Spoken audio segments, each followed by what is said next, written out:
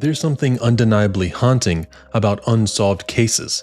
As the years pass, sometimes decades, the silence surrounding them only grows louder.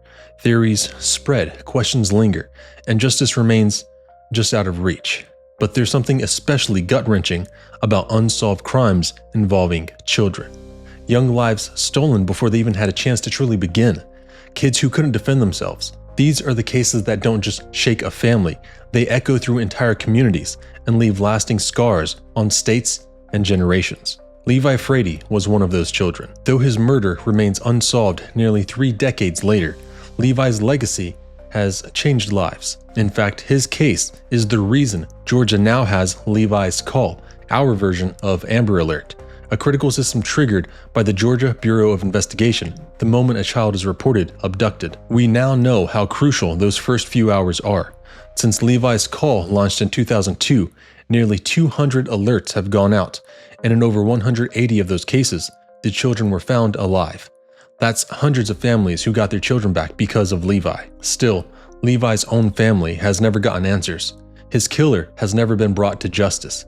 And today, we go behind the headlines and into the heart-wrenching, still unsolved murder of Levi Frady, a little boy who was riding his bike, playing with friends, and then never came home. A boy whose stolen life has saved others, even as his own case remains cold.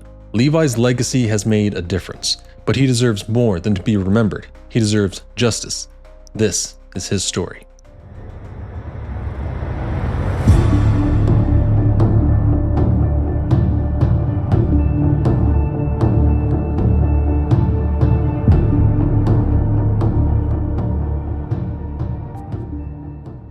Levi Dylan Frady was just your typical 11-year-old boy, full of curiosity and kindness. Born on March 6, 1986 to Milton and Marilyn Frady, Levi grew up in Forsyth County, Georgia, alongside his twin sister, Lacey. They were inseparable. Lacey was older by just 1 minute, and she made sure Levi never forgot it. She also protected him fiercely, like big sisters do. He was a bit more quiet and shy than she was, but his heart was full of love and adventure. Levi loved the outdoors. He could often be found riding his red bicycle, jumping ramps, fishing, or playing near creeks with his cousins. He was shy but thoughtful, known for using his own allowance to buy pizza for his family. He adored his grandparents, especially his nanny, who introduced him to music. And it turns out Levi had a real gift. He could play piano with surprising talent, especially for a child his age. His nanny believed that had he been given the chance, he might have one day played at Carnegie Hall. He had big dreams, a big heart, and a quiet love for things like science, kittens, roller coasters, and his grandma's pancakes. But pizza? Pizza was his favorite. Second was his grandmother's signature pancakes, and he loved Christmas. His best friends were his cousins, Arlise and Justin. The trio spent their days wandering through creeks, biking, and going on epic hikes through the woods. Their jeans were always grass-stained and snagged by branches, trophies of adventure only they could map. Every fall, they looked forward to the Forsyth County Fair. Levi's favorite ride was the Typhoon, and the boys would clean up at the carnival games, arms full of stuffed animals and plastic trinkets by the night's end. At home in Cumming, Georgia, Levi lived with Lacey and their mother, Marilyn Parkman, who now goes by Marilyn Weaver. Though their parents had divorced when they were 3, Levi's father still remained part of their lives. The Fradys were well known in the area. This was a tight-knit southern community where people looked out for one another. A local park was named after Levi's grandfather, a nearby road after his great-grandmother. And Levi? He was the boy who waved at neighbors as he pedaled down Little Mill Road. A minister close to the family once said Levi was a boy who wanted to do something for the Lord. He was learning the Bible and had a strong sense of right and wrong. There was something special about him, something good. The minister believed Levi was destined to do great things with his music and his faith. That's what makes what happened next so hard to understand. Levi was just a child, generous, kind, gentle, and then one ordinary October day, he vanished. Levi and Lacey were both in 6th grade at North Forsyth Middle School.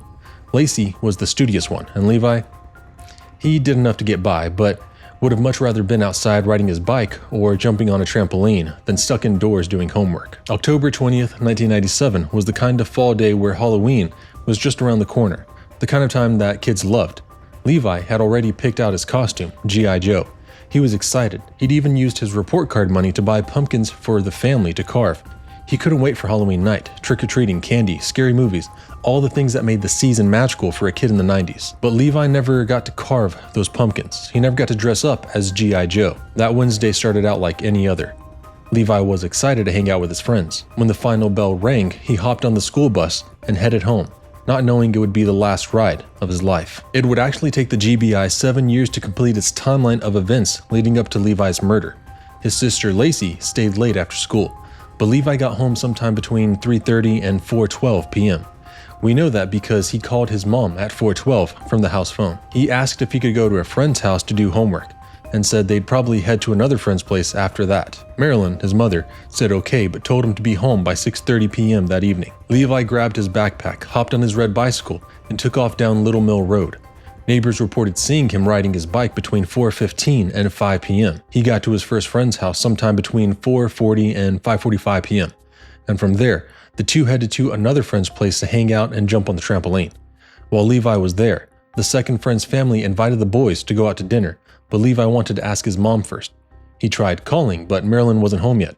She was out picking up Lacey from school, so Levi wasn't able to get a hold of her. By 6:30 p.m., the other boy's family was ready to leave to go to dinner. Levi and his first friend walked back to the first friend's house, and at 6:38, Levi called home again. His mom was finally home, but in the bath, so his sister Lacey answered. When Levi asked if he could stay out a bit longer, Marilyn told Lacey to tell him no, he needed to come straight home. Levi hesitated.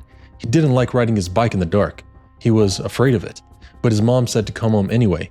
It was already getting late. It was fall, so it got darker earlier those days.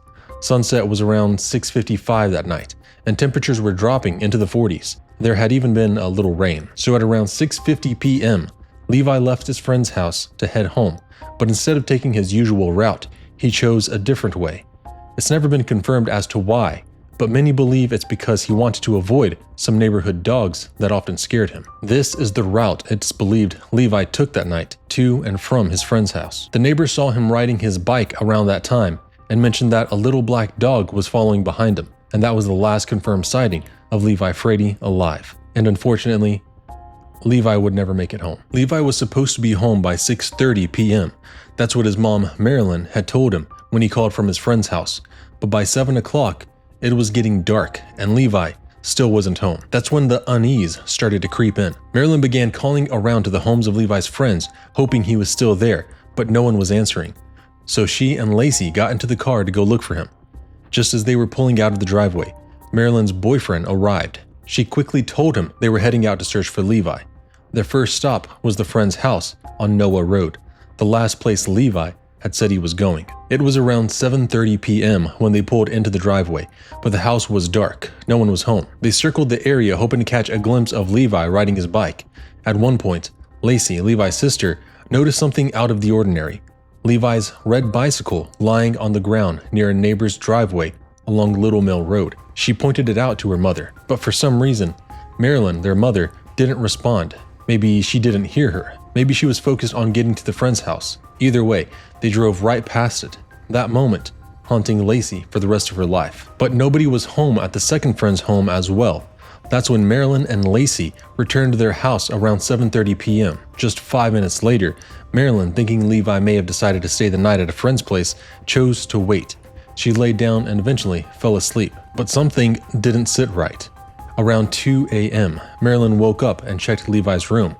He still wasn't home. That's when panic truly set in. She and Lacey got in the car and began searching again, combing through the darkness for any sign of Levi, but the roads were quiet. He was nowhere to be found. Then, a small but chilling development. Around 6 a.m. the next morning, October 23rd, a woman leaving for work noticed a bike near her driveway. Her husband had also seen it the night before when he got home, but neither thought much of it. It was just lying there near the edge of the road. When her children walked out around 6:45 a.m. to head to the bus stop, the bike was still there. They picked it up and moved it slightly off the road, closer to the ditch. Again, they didn't really think much of it. Maybe a neighborhood kid just left it there and was going to come back for it. Meanwhile, back at the Frady house, Marilyn was growing increasingly frantic. By 7:30 a.m., she was calling Levi's friends again, asking if they'd seen him. Then she began driving from house to house, retracing her steps with her own family members joining the search. That's when one of Levi's relatives spotted the red bike, this time in the ditch off Little Mill Road. They brought it back to Marilyn's house, but quickly realized it needed to stay where it was found, so police could properly investigate. So that's when they returned it to the spot by the roadside. And then, by 8 a.m., Marilyn officially reported her son, Levi, missing. By 10:30 a.m., search crews were on the ground. Volunteers, deputies, and concerned neighbors combed the area where the bike had been found. That small stretch of Little Mill Road was just hills, trees, and cracked pavement, but then it was suddenly the center of a frantic search for an 11-year-old boy who never came home. And in the middle of it all, Lacey kept remembering the night before how she had seen Levi's bike lying there, how she had pointed it out, and how her mother hadn't reacted. The signs had been there, but somehow the moment slipped past them. As the timeline and search efforts began to take shape, investigators started piecing together witness accounts from that night, one of which would stand out as especially unsettling. It's important to note that on the night Levi disappeared, a lost motorist was driving along Little Mill Road and reported seeing something strange. According to her statement, she encountered a man who appeared to be between 35 and 60 years old, with scraggly, unkempt hair. She rolled down her window to ask for directions, but the man didn't respond. He just stared at her silently before walking off into the woods. What makes this account even more chilling is that this happened near the same location where Levi's bike would later be found. The witness specifically noted that at the time she passed through, she did not see the bike on the ground. That detail has led many to wonder if something happened in the short window after her sighting, and if this unidentified man might have been involved. As law enforcement ramped up their efforts and media coverage intensified, speculation began to swirl, even before Levi had been found. In the hours after Levi went missing, but before any concrete evidence had surfaced, some news outlets began reporting that he had likely been abducted. The strange part was that no one had actually witnessed a kidnapping. There was no sign of a struggle. No one heard anything, and there was no physical evidence pointing to who might have taken him. Only a missing boy and a bike left behind. At the time, former House Representative Kevin Tanner was a young deputy with the Dawson County Sheriff's Office.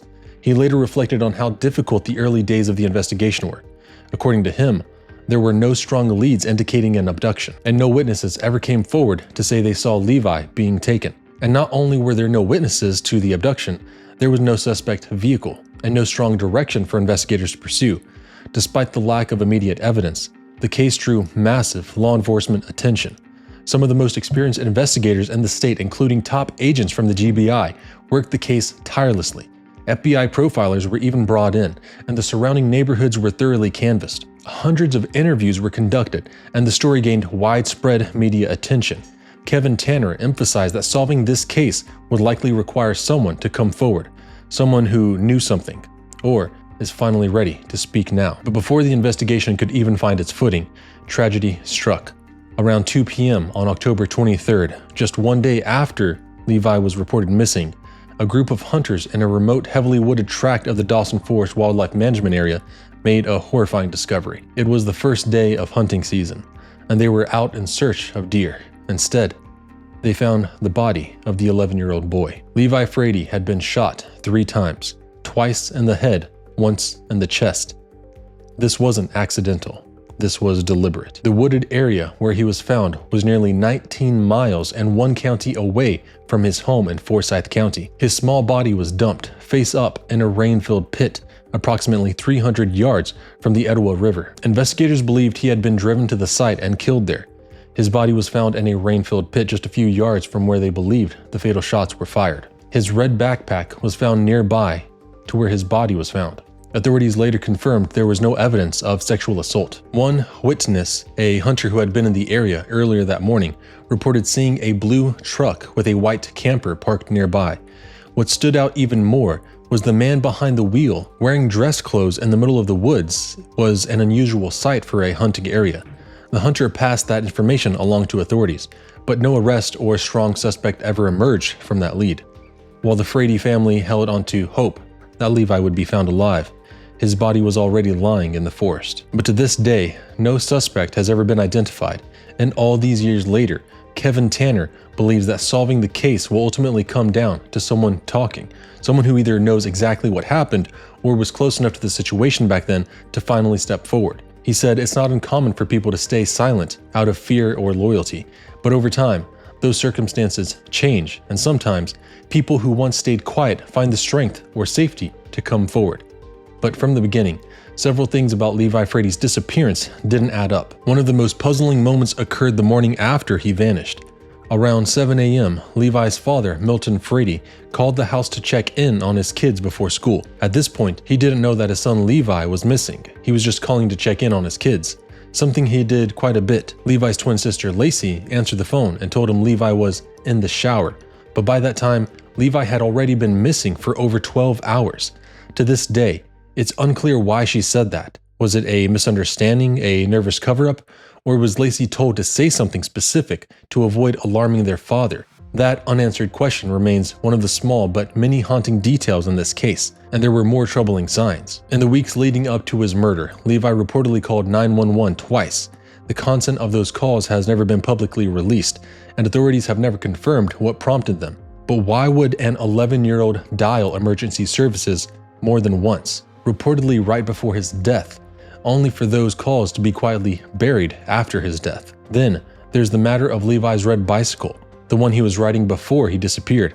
According to two former law enforcement officials, the bike had clearly been moved from its original position.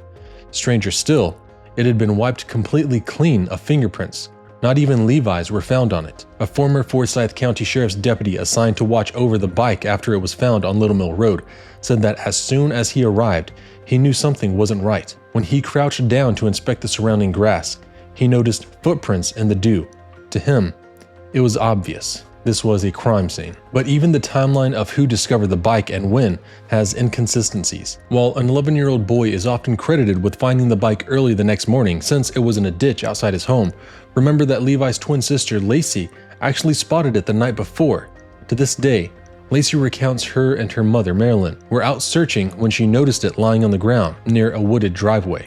But we still don't know exactly why the twins' mother didn't react at all when Lacey pointed it out, something that struck her as odd even then and still does to this day. The handling of Levi's bicycle has long raised questions.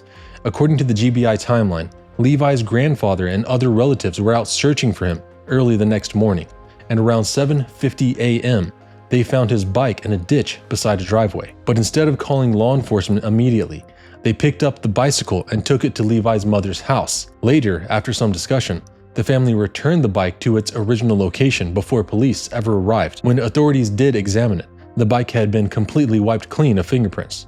Not even Levi's were found. That, paired with the delay in reporting him missing and the tampering with a key piece of evidence, has only deepened public suspicion. Despite growing signs that something terrible had happened, authorities initially treated the case as a standard missing child report. That's why Levi's home on Burris Mill Road was never secured as a crime scene. In fact, according to one deputy, people were walking in and out of the house freely, potentially contaminating key evidence. It wasn't until nearly a week later that investigators from the GBI returned to conduct a proper forensic sweep of the Frady home. And those are not the only questionable details surrounding this case. Around the same time as Levi's murder, a Forsyth County drug task force headed by Captain David Bennett was already under scrutiny. In the months leading up to Levi Frady's murder, the Forsyth County Sheriff's Office was unraveling.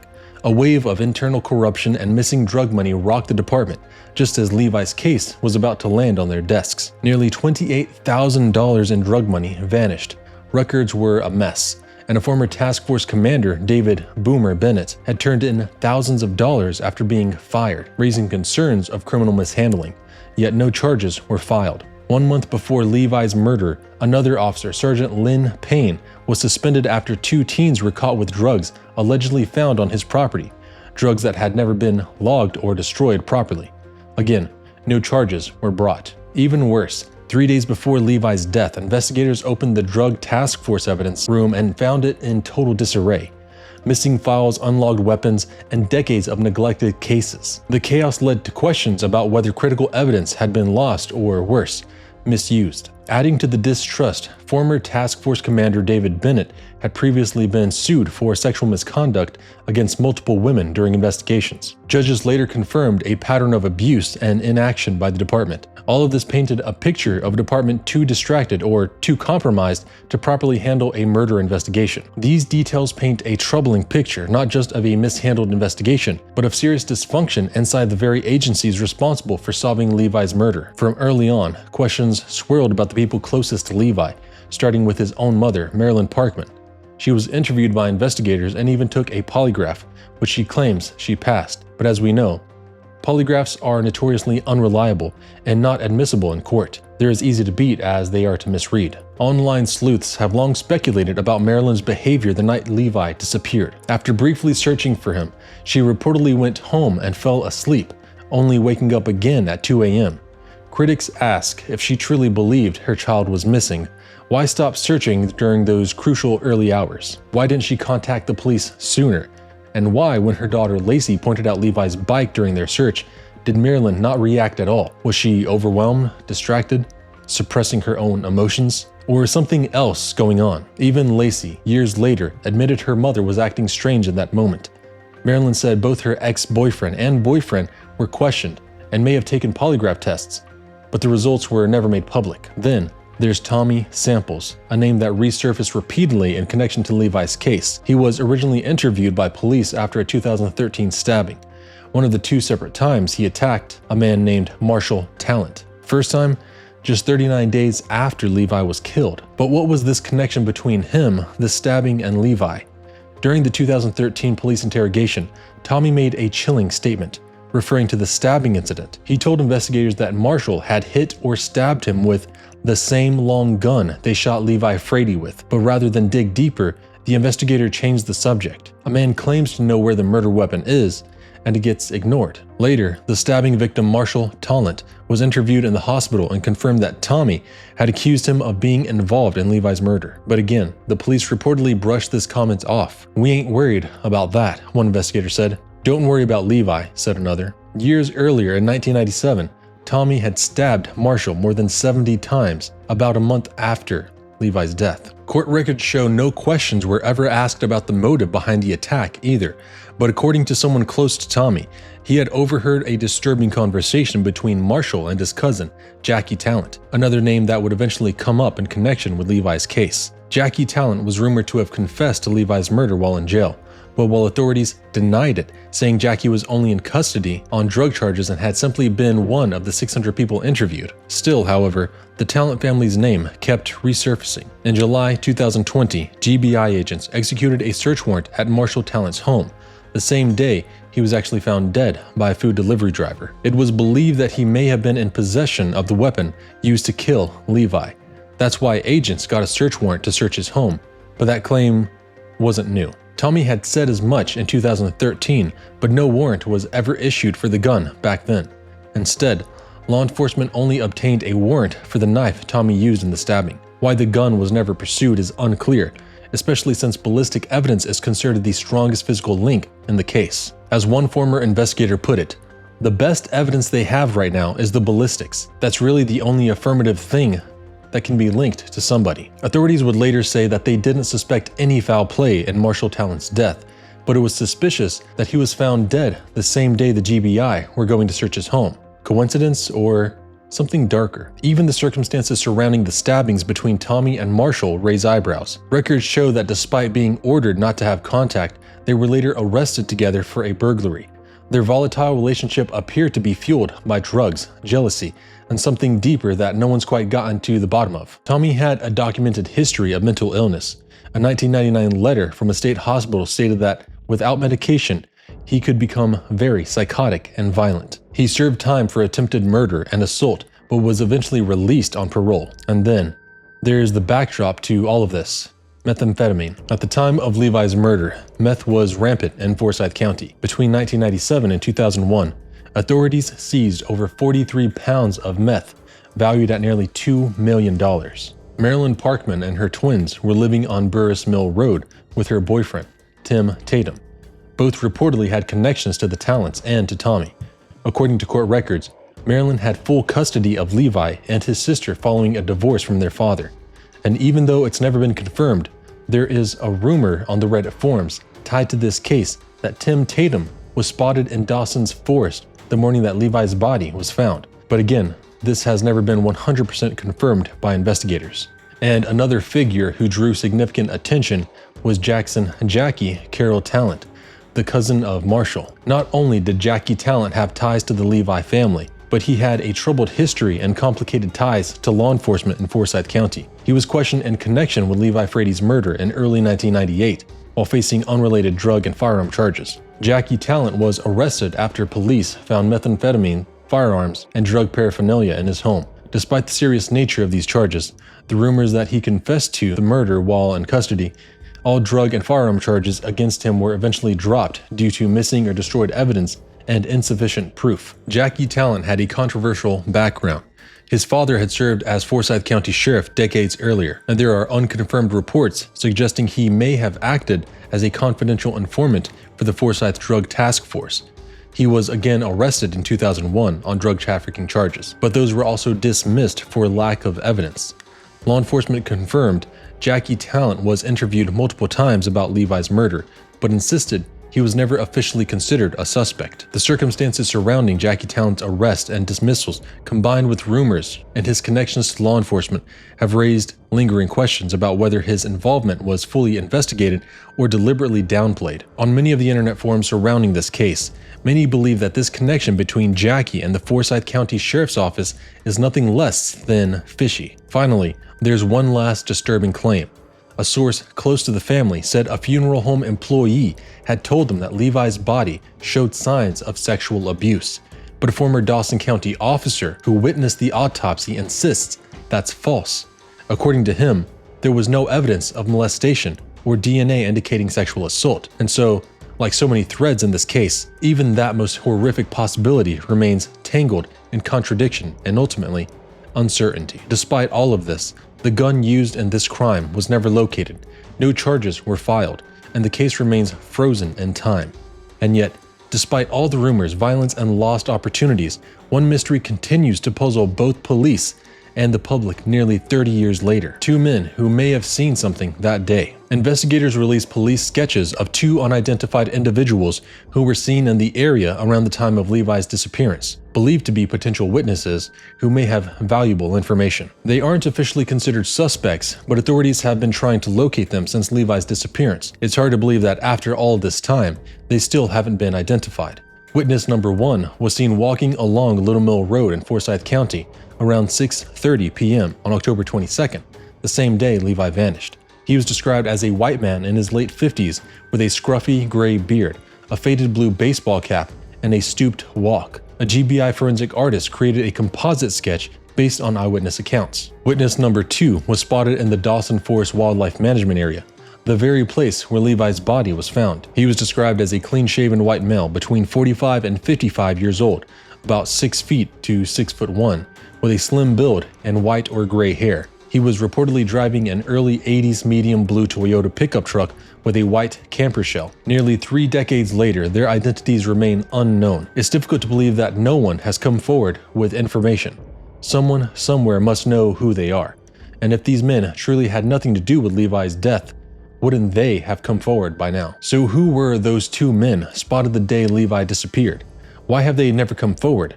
And how has it been nearly 30 years with no answers? It feels like every lead in Levi's case ends in silence, a pattern that's all too familiar in Georgia's unsolved cases, because Levi Frady's story doesn't exist in isolation. In fact, there may be a chilling link between Levi's murder and another high-profile mystery that shook Forsyth County, the disappearance and murder of Patrice Indris. Patrice was a 38-year-old mother and hairstylist who vanished from her salon, Tambers Trim and Tan, on Highway 369 in Cumming, Georgia, on April 15, 2004. She had clients booked back-to-back that morning, but at some point between 11:37 and 11:50 a.m., she simply vanished. 13 minutes. That's all it took for her to be gone without a trace. Her car keys, purse, and even lunch were left behind. No struggle, no witnesses, just a gaping hole in the middle of a normal workday. Patrice's remains were discovered over a year later in a remote wooded area of Dawson County, eerily close to where Levi's body had been found back in 1997. If that forest sounds familiar, it should. It's the same part of Dawson Forest where in 2008, serial killer Gary Hilton abducted and murdered 24-year-old Meredith Emerson. Though authorities never officially tied Gary Hilton to Patrice's murder, the geographic overlap is deeply unsettling. Over the years, there's also been speculation that convicted serial killer Gary Michael Hilton could possibly be linked to Levi Frady's murder. known as the National Forest serial killer. Gary Hilton was active throughout the early 2000s and targeted victims in wooded remote areas, often national forests, across Georgia, Florida, and North Carolina. In 2007, Gary Hilton was arrested and later convicted for the brutal murder of hiker Meredith Emerson in Georgia's Chattahoochee National Forest, less than 50 miles from where Levi's body was found in Dawson Forest. He was also tied to at least 3 other murders, all committed in similar environments: secluded forested land, isolated trails, and campsites. What's especially chilling is that Gary Hilton bore a striking resemblance to one of the original composite sketches released in Levi's case. He also reportedly spent time in the North Georgia area in the late 1990s, which places him within the general vicinity and timeline of Levi's abduction and murder. While there has never been any official link established by the law enforcement between Gary Hilton and Levi's case, the similarities from victim location and geography to Hilton's known behavior patterns continue to raise unsettling questions. Could Levi have been an early overlooked victim in Hilton's series of crimes, or is it merely coincidence? But wouldn't you think Gary would have admitted to killing Levi if he was actually involved? He was convicted of killing 4 other people, but still remains a suspect in many other murders, including Patrice. But he has actually never officially been ruled a suspect in Levi's murder. To this day, the theory remains open but unconfirmed. And that's what makes Levi's case even more haunting. Levi vanished while riding his bike home on a quiet road in Forsyth County, a trip he'd made many times before.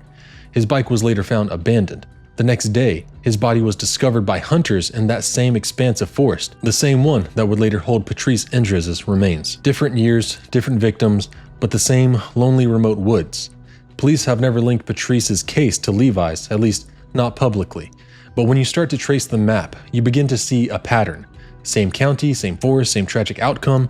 Maybe it's a coincidence, or maybe this region of Georgia holds more secrets than we know. Or maybe there's another serial killer at large, one not on authorities' radars, one responsible for both Patrice and Levi's death. We unfortunately may never know. And then there's the account from the man who actually found Levi's body, a story that paints a much more haunting and contradictory picture than what the public was told. Reverend Larry Kelly, a hunter from Ellijay, had only gone out that day because his wife encouraged him to take a break and enjoy some fresh air. He chose a remote dirt road in Dawson Forest near an old abandoned Lockheed Martin site. That's where he found Levi. He described the scene as something out of a nightmare. Levi was lying face up in a shallow rain-filled pit. Only his legs were above water. Reverend Kelly said the water was so clear that he could see Levi's eyelid floating. It was surreal, like something out of a Halloween prank. Levi was wearing clean two-tone shoes, checkered boxers pulled up over his pants, and a shirt rolled up over his chest. Strangely, Reverend Kelly said he didn't see any blood or even a book bag, which contradicts media reports from 1997 that claimed there was a pool of blood in Levi's bag nearby. That difference has stuck with him. Reverend Kelly was so unsettled by what he saw, he left the scene and sat in his truck, trying to convince himself it wasn't real. But something didn't sit right, so he went back. That's when he met the other 2 hunters, who also saw the body. One of them called 911. Later, when GBI agents arrived, Reverend Kelly said they were aggressive with him, accusing him of hiding something. But he stood his ground. To this day, Reverend Kelly says he can't go near that part of the forest without feeling sick. The place just has death all over it, he said. It's burned into my brain. Even more disturbing, no one from GBI, Dawson County, or Forsyth County ever followed up with Reverend Kelly after his initial statement. He was the first person to find Levi, yet he was never contacted again. And it wasn't just him raising concerns. Forsyth County Sheriff Denny Hendricks later said he was blocked from entering the crime scene when he arrived, even though he believed the crime happened in his jurisdiction. In a formal complaint, he wrote, "Until someone can produce evidence to the contrary, I do believe a crime occurred in this county." Years later, Sheriff Denny Hendricks spoke out again, just more bluntly. "I am ashamed for the GBI and for Sheriff Carlisle. I would hate to think my boy was murdered and the law enforcement agencies couldn't get together." It's a heavy thought, but one that still haunts the case. How can justice be served when the people in charge of solving it can't even agree on where the crime happened? Even years later, silence still surrounds this case. In 2015, former Dawson Forest area manager William Thacker, who said he was the second person to arrive at the scene, simply stated, "I can't talk about that." And officially, the Levi Frady case remains open and active to this day. All of this raises difficult but necessary questions. Is it possible that tensions between Forsyth County, Dawson County, and the Georgia Bureau of Investigation were so severe that they got in the way of solving Levi's case? That critical leads were lost, jurisdictional pride got in the way, or worse, information was intentionally withheld. Indeed, the story of this investigation reveals deep divisions. In 2000, after a petition with thousands of signatures, Forsyth County Sheriff Denny Hendricks sought to form a joint task force to take a fresh look at the case.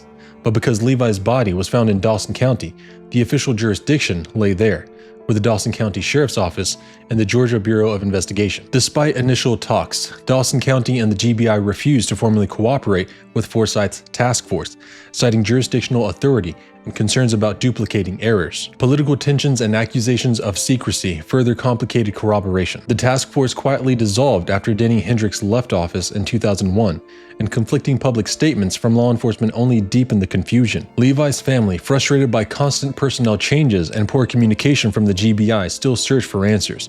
This fractured response may have contributed to the lack of resolution, an unsettling reminder that sometimes the greatest obstacles to justice lie not only in the facts of a case, but in the politics surrounding it. Could someone connected to law enforcement have been involved in Levi's disappearance or death? It's a heavy accusation, but one that's lingered for years in whispers, rumors, and frustrated private letters between officials.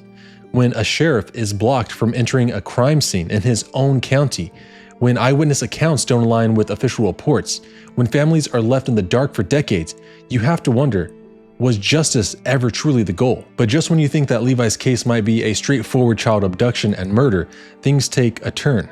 Because despite what law enforcement and the media reported back in 1997, that Levi was abducted, not everyone agrees with that version of events anymore. With nearly 3 decades of distance and a trail gone cold, new voices have emerged. Some believe that Levi may have never been abducted at all. In an interview with LeviFrady.com, Georgia House Representative Kevin Tanner, who was assigned originally to the case, puts it plainly: no one actually saw the boy being abducted. That one line changes everything, and it opens the door to a much darker possibility that Levi may have known his killer and that the crime may have started closer to home, maybe by someone he knew. According to LeviFrady.com, a website still active today and dedicated to uncovering the truth about Levi's death, there are several unsettling details that raise serious doubts about the official story released by the media and law enforcement. A high-ranking law enforcement official disclosed to LeviFrady.com that an $88,000 drug debt had not been paid by people who may have been around Levi Frady. Under the leadership of Vernon Keenan, GBI took 7 years to make a public timeline of events in Levi Frady's murder. GBI's timeline shows Levi's grandfather found the bicycle and took it back to Levi's mother's house. All fingerprints were wiped clean from the bicycle Levi was allegedly riding when he was allegedly abducted, according to Forsyth law enforcement. The evening Levi went missing, his mother Marilyn Burris Parkman Frady told authorities she took a bath and fell asleep. The morning after Levi went missing, his father Milton Frady called home to check on his children. Levi's twin sister Lacey answered the phone and said Levi was in the shower. And just a note, the Fradys divorced in 1989 when the twins were just 3 years old, and Marilyn received full custody. Former Forsyth County Sheriff Denny Hendricks wrote in confidential documents obtained by LeviFrady.com that he believes a crime was committed in his jurisdiction, suggesting that Levi may have been dead before he was ever taken to Dawson Forest. And when you lay it all out, the picture changes nearly 3 decades later. Maybe Levi wasn't snatched by a stranger. Maybe he never made it past Forsyth County, and maybe, just maybe, the truth has been buried a lot closer than anyone wanted to believe. Over the years, crime podcasters, YouTubers, and internet sleuths have worked to keep Levi Frady's story alive, hoping that awareness might one day lead to justice. And that's exactly what we're doing as well. One podcast in particular, Navigating Advocacy, took it one step further. They actually retraced Levi's final bike route the night he went missing, and what they discovered was chilling. Levi had a usual quicker route between his home and his friend's house, but that night he took a different path, one that was nearly twice as long. It's a rural stretch with no sidewalks or shoulders, forcing him to ride directly on the road.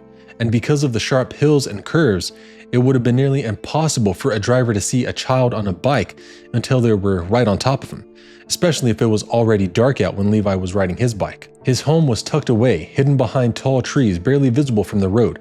The area is wooded and quiet, with a few neighboring houses that may have been there in the 90s, others built more recently. As Navigating Advocacy left Forsyth County, they described an eerie silence, all of them lost in thought, haunted by the image of a boy doing something every kid should feel safe doing, riding his bike, only never to make it home. This case has haunted the state of Georgia for nearly 3 decades, just like the unsolved murder of Patrice Endres. Someone out there knows what happened to this little boy. Levi deserves justice. His sister deserves justice. His family deserves justice. But today, we're still left with more questions than answers. One of Levi's closest friends was his cousin, Justin, who wrote a heartfelt memorial poem in 2006, 8 years after Levi's murder. It was published on March 6, 2006 in the Forsyth County News. As I sit here thinking of you, shedding my tears, I picture you growing these past 8 years. What would you be like? How tall would you have grown? But then reality hits, and I see you are gone. But then I go back. What were we, 10? When Nanny called us her little men. When you, me, and our Elise jumped ramps on our bikes, went to the creek and took 3-hour hikes. We'd rush down the yard and climb up our tree, sitting there staring as far as we could see. I remember the good times. There were never any bad. You were the best friend I ever had. I can't help but cry. You were just so young. Now we hear you and the chimes we've hung. Who could be so heartless to harm a child of 11 when Jesus' hand has cradled you in heaven? Until we meet again, in my heart you'll be, my friend forever, eternally. This poem can't express the feelings we all feel. We love you so much, and we miss you still. Though you are gone, one day we'll all get our chance to meet you again at the Golden Gates and spend eternity as friends. In loving memory, Justin Frady. Today, Levi would be almost 40 years old. A professional artist created a rendering showing how he might look now in his 30s.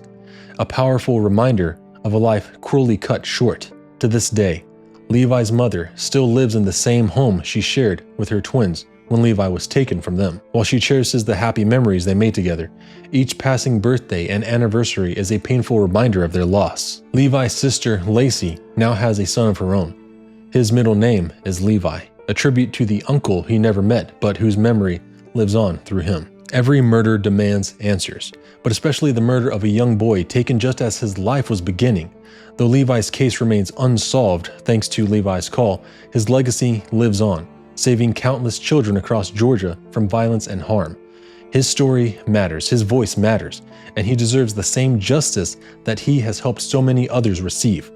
If you want to learn more about Levi's call and the criteria for its activation, you can visit the GBI website. When an agent receives that call from that local investigator, local police officer, you get that pit, that in the pit of your stomach, that feeling that we got to get to work and we got to go now. Bain Rich is Deputy Director of Public Affairs at the Georgia Bureau of Investigation, the agency in charge of issuing a Levi's call. A true child abduction is one of the cases that we fear the most. When that call goes out, a child, without a doubt, is in danger and needs to be found. Like Amber Alert, the goal is to get the word out as fast as possible when a child is abducted. Since 2002, there have been 187 Levi's call alerts. In 180 cases, a Levi's call resulted in kids recovered alive.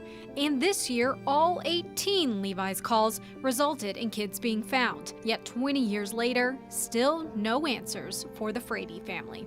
As a parent, it is all of our fears that something happens to your children. Levi's story is a call to all of us to never forget, to keep searching, and to fight for justice. Not only for him, but for every child who deserves a safe and hopeful future. Levi Frady's story is more than just a tragic chapter in Georgia's history. It's a lasting call for justice and hope. For nearly 30 years, his memory has inspired change, led to new protections for children, and reminded us all of the preciousness of every young life. But Levi's story is not over. It lives on in the hearts of his family, friends, and everyone who believes that no child should be forgotten, no case left unsolved. If you have any information about Levi's murder or recognize the individuals in the sketches connected to this case, please don't stay silent. Your voice could be the key to finally unlocking the truth and bringing peace to a family that has waited too long. you can contact the Georgia Bureau of Investigation tip line at 1-800-597-8477 or online at tips@gbi.ga.gov, or even write to Levi Frady Case, 189 Highway 53, West Suite, 201 Dawsonville, Georgia, 30534. Levi's story has left an indelible mark on Georgia for decades, and it's up to all of us to keep his memory alive by sharing his story and never forgetting the boy who deserved so much more. We hold on to hope that one day, justice will finally come for Levi. Though Levi's Call, Georgia's version of the Amber Alert, was created to protect children, both Levi Frady's and Amber Hagerman's cases remain unsolved 2 decades later, a heartbreaking reminder of how much work still remains providing justice.